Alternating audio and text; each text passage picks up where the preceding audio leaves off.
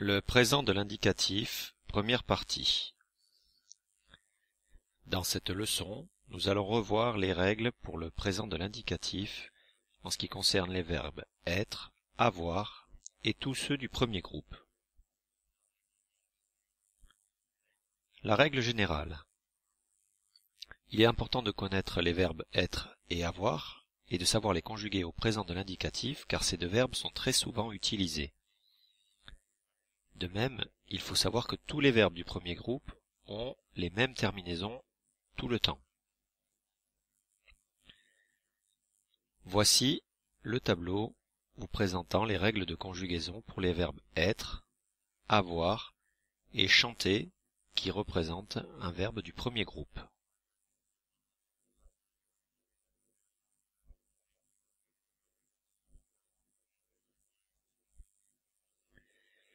Alors, maintenant nous allons voir les verbes du premier groupe et certains cas particuliers.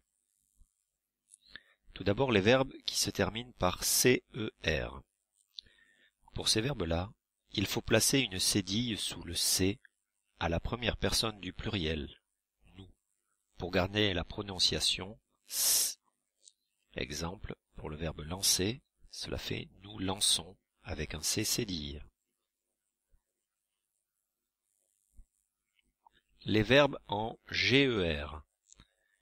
Pour ces verbes-là, il faut ajouter un E muet à la première personne du pluriel, nous, pour conserver la prononciation J. Un exemple avec le verbe manger qui fait nous mangeons, G-E-O-N-S. Les verbes en GUER. Le U reste même à la première personne du pluriel, nous. Par exemple, pour le verbe naviguer, G-U-E-R, nous naviguons, G-U-O-N-S. Même si le U, ici, ne semble servir à rien. D'autres cas particuliers. Les verbes en YER.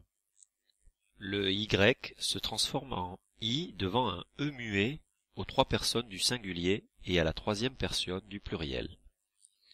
Si on prend le verbe aboyer, ça fait j'aboie, O-I-E, tu aboies, O-I-E-S, il, elle, on aboie, O-I-E, et il et elle, au pluriel, aboient, I-E-N-T. Le Y reste présent avec nous, nous aboyons, et avec vous, vous aboyez.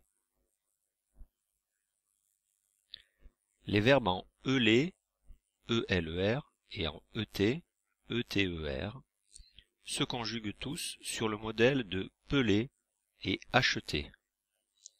Donc ça fait je pèle, tu pèles, il pèle avec un accent grave, pelons peler sans accent, et il pèle avec un accent grave aussi. J'achète, tu achètes, il achète avec un accent grave, nous achetons, vous achetez sans accent, et ils achètent avec un accent grave aussi. Encore d'autres cas particuliers. Les verbes qui appeler et les verbes jeter et tous ceux de leur famille. Pour ces verbes-là, on va doubler le L et le T aux trois personnes du singulier et à la troisième personne du pluriel pour avoir le son est. J'appelle, E2LE.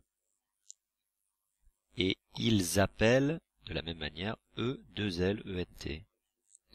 Je jette, tu jettes, il jette, avec deux T, et il jette au pluriel, avec deux T aussi. Enfin, nous terminerons par les verbes en IER, UER, OUER, comme crier, huer ou nouer. Pour ces verbes-là, il ne faut pas oublier de mettre les terminaisons du présent de l'indicatif, E, ES, E et ENT, mais même si, elles ne s'entendent pas aux trois personnes du singulier et à la troisième personne du pluriel, car ce sont des verbes en ER. Donc je crie, même si on n'entend pas le E de la fin, il ne faut pas oublier de le mettre. Tu hues, elle mue, on plie, il noue, elle joue. Les lettres sont muettes, mais pourtant, il faut bien penser à les écrire. Cette leçon est maintenant terminée.